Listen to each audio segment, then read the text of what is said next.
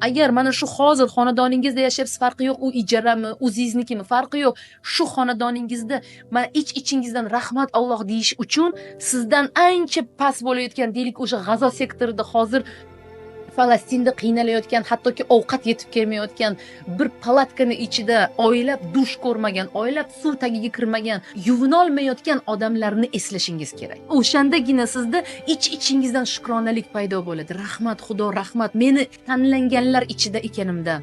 Rahmat senga, menga shunchaki rizq, baraka beryapsan, suvingni beryapsan. Bitta shundoq sezgir dush bor. Bu zo'r, bu tushunyapsizmi? Mana shu bitta dushingizni ichida siz o'zingizga savol bering, necha marta rahmat deysiz?